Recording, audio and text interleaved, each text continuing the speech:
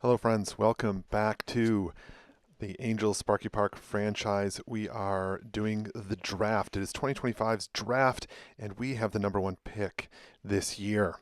And I am looking at pitchers.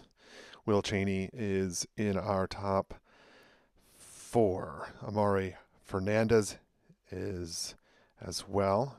I'm leaning in his direction here before we get started. Then there's Sean Lozano, probably the surest pick of them all, and Cesar Vizcaino, who is number two on our list on our draft board. Number one on the draft board is a closer, which means he is not going to be eligible in my mind for the top spot. But I am moving Amari Fernandez to the top of my list.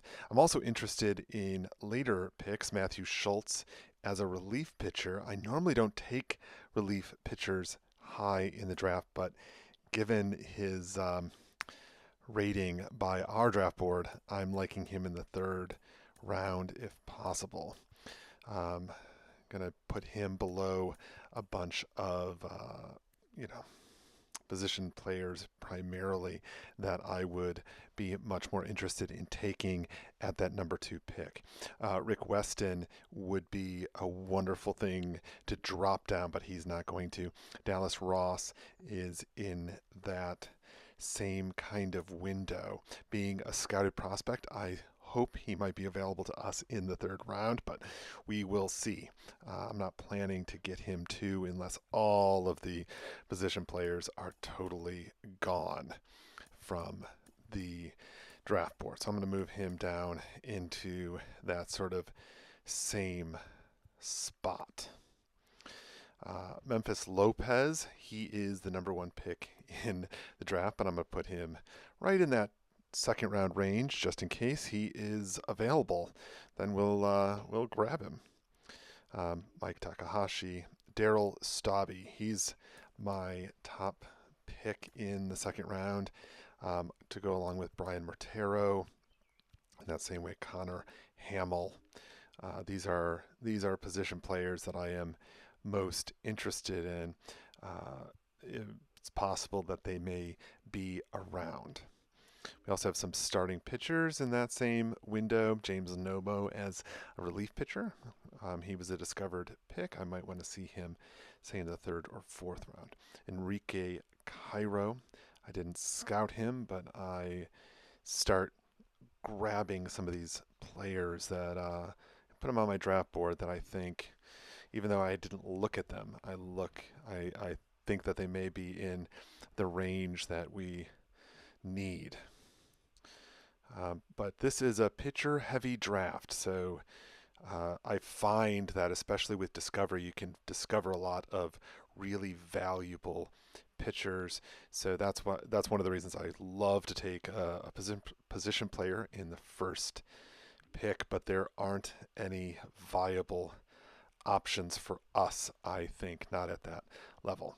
Shelby Lytle here is somebody I am actually interested in being a great late round value. So I'm going to put him down here at the bottom, but I think he is a great value in, say, the fourth round or third round if I'm finding there isn't someone else.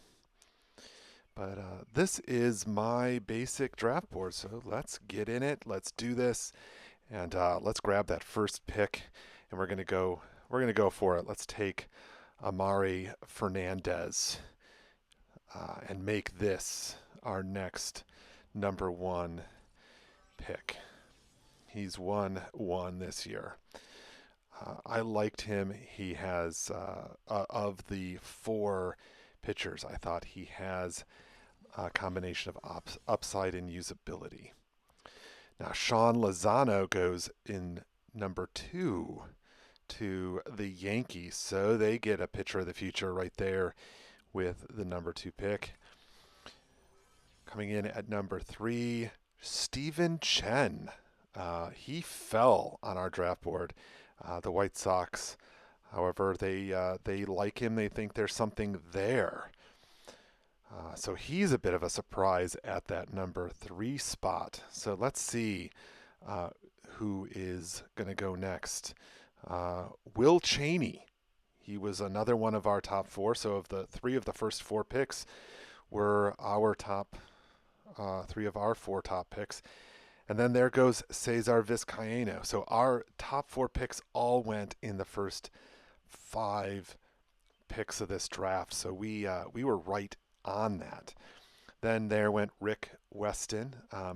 Again, the reason I didn't pick him, if we haven't been following along, he has love that. You look at that and you look overall and potential. That looks great, but chances are he's going to be a B potential player, a high floor player, but not a number 1 overall pick in the draft kind of player. Ron Gonzalez, solid pitcher. He's a left-hander, going number 8.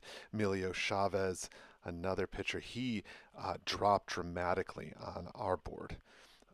But look at, he's underwater, which is the reason his overall is higher than his potential. So the Mariners, or not the Mariners, the Marlins, I think got a bust candidate. Eli Mateo, he's one that I was hoping would go up, but when we scouted him, he was going down fast. Then Connor Hamill, he's that guy. He's one of the ones I was hoping to get. Look at how much he went above the MLB draft ranking. Thomas Hughesby, another third baseman. Julio Gomez. Some of these position players that I don't know. I just had feelings about, and so I was hoping to maybe see stick around that second, third round range. Here's Bernardo Vena and Robbie McCall. Look at that. That right fielder. We had him 12th on our list. I hoped he would drop into our laps. Gavin Ruiz is another one who dropped during our scouting. You can see he had a 28% interest in us. I think it's because we have a lot of depth at third base. Tom Crawford went 17. Enrique Cairo, he's another one of those I was looking at. He was on our board. Danny Diaz. He is another one that dropped. His ceiling did not look like the ceiling that they originally hoped he would have. Henry Ono goes 20th, which is a drop for him, but I think others saw what we were starting to see, that he is not a top half of the first round talent. Aldo Zarate went 21st. Dwight Duncan, another starting pitcher. See a lot of pitchers and a lot of position players that feel a little reachy to me, but we'll see how it turns out. Pablo Cabrera went 23rd, so we still have a few of our interested players, but this is Isley Davidson. I stopped being interested in when I saw that he was injured. Manny Gutierrez, left fielder that we had started to look at. Theo Jones to the Twins. He's interesting because look at that overall. He may be close to major league ready. Brian Mortero, he's the one who dropped, and I hoped he would arrive. But look at, he's injured. Oh, didn't see that one. William Haynes, starting pitcher, goes to the Phillies. And then the Rangers take Yuichiro Sato. And Dodgers with the last pick in the first round, we have to go back to see, is Russell Cheney. He's underwater. So they got themselves a bust. All right, time for the relievers to start showing up, and the Padres take one with Ike Monahan. Interestingly, not the top prospect in the draft. Ryan Smith, a reliever. there's no way that we could get 8 teams to pass on the best player in the draft. Is there? Is there? Bryant Mercer, a catcher. Oh, there he goes. Memphis Lopez to the Brewers. They already have Gavin Williams, don't they? So now they're going to have themselves another elite closer. J.R. Frisch goes to the White Sox. This is one of the reasons I wish I had a competitive balance pick, because you have a chance at some of these guys that you wouldn't have otherwise. Hunter Griffin, another top closer option here. Reed Hoffman goes to the Marlins. So that may be making up for their first rounder. Roberto Campos goes to the Reds, a relief pitcher. And who do the Tigers select? Demetrius Kaiser, who's another closer. So they've taken, there's one catcher, but they've only taken relief pitchers here in the back end of the first round. And there's another one, Orville Gomez goes to the Athletics. So it looks like all of the top relief pitchers are now going to be off the board before we get a chance. Christopher Iden, so there they go. Tommy Mitchell back to starting pitcher. That's an interesting one. We have him at 93. MLB has him at 84, but they grab him around pick 40, which is a bit of a surprise. Maybe they see something in him. Ray Olivares, Grayson Pena. I'm worried about with I think we have one position player available to us, and that's Daryl Stabby. I'm worried I'm not going to get any other chances at a position player anywhere. With all those relief pitchers, maybe I take a chance with Matthew Schultz, but I'm thinking I need. Let's take a look at what's on the top of the board that's left. A lot of people I don't know, so.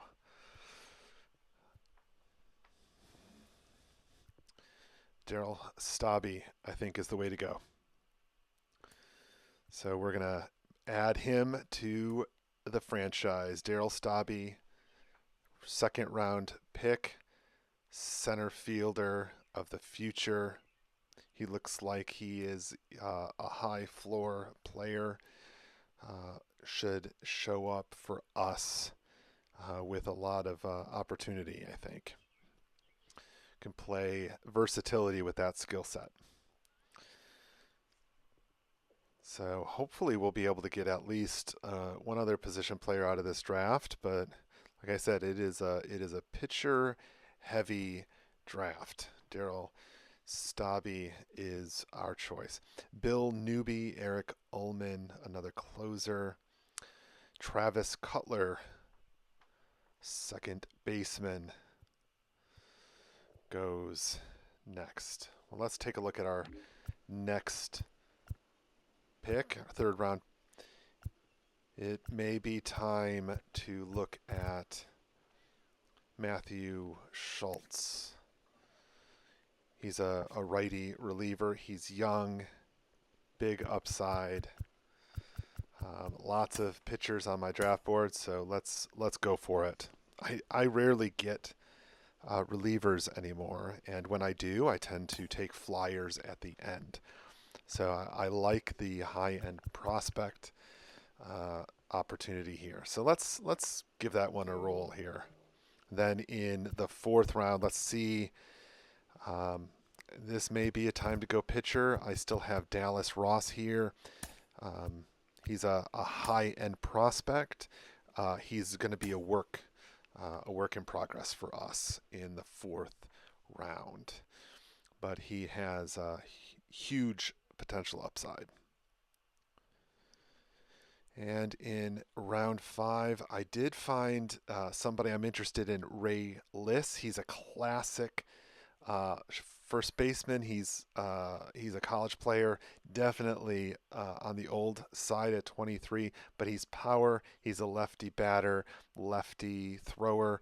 I like that profile at first base. It's just power, projectability. Let's see if he's got a shot to stick with us.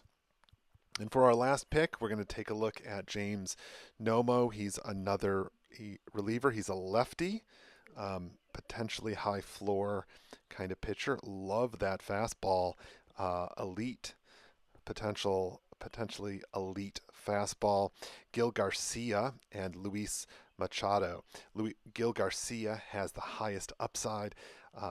Machado has slightly better makeup um, and velocity on his fastball.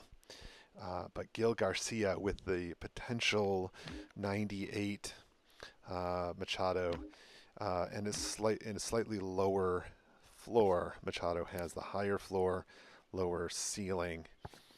Um, so I'm still here debating. Let's go with Gil Garcia. I like the upside. So we've got our 6 picks in the 2025 draft. We went in the first round with Amari Fernandez. Love his makeup, love his pitch mix. He's a lefty, he's big. Then we went with Daryl Stabby in the second round, an unheralded center fielder. Matthew Schultz, relief pitcher. Love his makeup. He's got 3 really good pitches. And then Dallas Ross in the fourth round. He's a project, big upside, starting pitcher from out of Germany. And Ray Liss, a college bat, lefty, first baseman, big power. Then Gil Garcia, our last pick, starting pitcher. He's a lefty too. Another big guy, 6'5", out of high school. That's the draft. So I thought before we get out of here for the day, I thought we'd take a look at some of the All-Star Weekend festivities. So we're going to do the Home Run Derby today and take a look. We've got Christian Walker, Juan Soto, Devers, Casas, Olson, Judge, Acuna, and Alonso. And it looks like it's Devers and Judge in the final. Christian Walker hit some real bombs. Devers was getting some sneaky power to right field, keeping them along the line. He was doing a good job of pulling the ball, but here we go in the final, Aaron Judge versus Rafael Devers. And Judge has trouble with that first ball, but he is launching that second one, 467. Doesn't take any time to get to that 30-second bonus. And we sends one the other way, not quite far enough. The way it was surprising to see 475. He is launching some bombs here. See if Judge can keep up the pace. It is a long slog to hit this many moonshots through so many rounds. But Pete Alonso, of course, he knocked him off in the semis to get here to the final. And he is launching some, but he is having a hard time getting them consistently. But it looks like we've got another one there. That one looks like it's plenty deep, 414. Christian, I'm blanking on his name now. Had the longest shot in the first round, but we'll see. I think Aaron Judge surpassed it with that 475 already. He is launching some shots, even using center field. We're not seeing a lot of deep consistency as much as we saw in the first 2 rounds with Devers. He was very consistently pulling the ball into right field. including using that foul pole to maximize his opportunity. So he was able to hit 20 in the last round.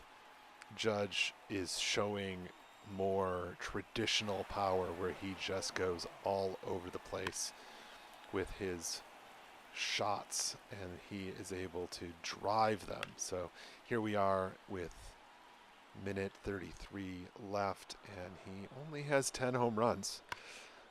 I would expect him to be doing better at this point. So maybe Devers has a real shot against Judge. But he snuck one of those through in the left field. And now he's got, just over the center field wall at 406. Didn't make it. He's got 12 with a minute remaining, but he has earned that bonus time. Make that 12 with a 430 shot. I do like Judge's swing. There's a kind of there's a lot of force behind it, and he's huge, right? So you just expect anytime he steps up, everything looks like a meatball to him, and that he'll just crush it whenever he's in the batter's box. Oh, he's up to 15 now with that one. Will he sneak this one over? It didn't look like it when it was off the bat. It didn't look high enough, but he's sending these the opposite way as well. 399 down to, he's got one more swing perhaps before bonus time starts. He's at 18. Okay, but I'm sure, he has the bonus time. I assumed he did. There's no way he didn't. He had that 475, so he got that on the first shot. He's at 18. He's kind of stuck at 18 for a minute. Oh, that one's out. There's no doubt about it. 446. 10 seconds to go. Oh, he's going to have 20. There we go. Last pitch. Doesn't do it. He ends with 20 homers, 475. Longest 107.7 was his hardest hit. Surprisingly, considering how far he hit them. 107, of course, is is good. It's just not it's not the highest. All right, Devers needs 21. He has hit 20 in a round so far. And he gets off to a great start. 440. He's already gotten the bonus time. First swing of the bat. Like I said, he is pulling the ball really well, maximizing his power that way.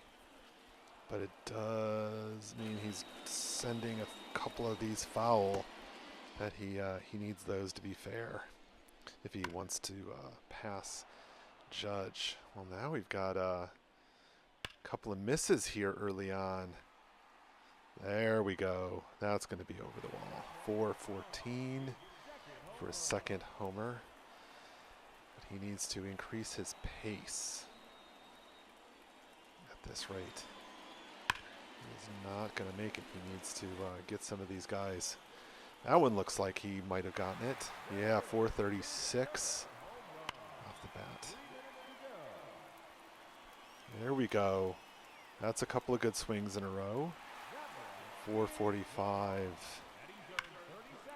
I like Devers' approach, and he was mashing through the first two rounds. He didn't even need to work nearly as hard as Judge did to get to the final. 434. He's at 5 now. He's got it. He's finding his groove. Well, that's going to be 6. 450. I'm liking these distances. Does he get it? It was low. Oh, he does. That line drive home run. Just got it far enough. Oh, he is on a roll. 371. He's up to 8. He's got plenty of time now. For a minute there, he was definitely way behind, but oh, don't lose it. Don't lose it. Oh, another one really close to the foul pole. Oh, there we go, 436. He's about halfway there in time, nearly halfway there in home runs. But we need a good run. 461 upper deck shot. Looks like it was on top of the roof of the chop house. Another one into the seating area, 463.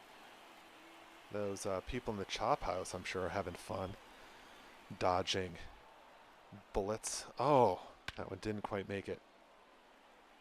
Okay, got to stay away from center right. He needs to be pulling him. 464. Well, you hit it that hard, it can go anywhere. But he needs to be pulling. 442, wraps it around the foul pole. Didn't like that pitch. He's at 13.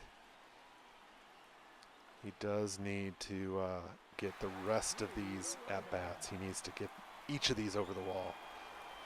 Ooh, he swung and missed that one. Here we go. That's a high shot. He needs, does it go? Not quite. He needs to get each of these over at this point. He's at 14, make that 15. 424 on the roof. Oh, he needs to not be so choosy. Deep fly ball to right. That looks fair. 400. The chop house is getting their attention. He's gotten their attention. Oh, that was foul. All right, 16. That was foul. He can't afford that.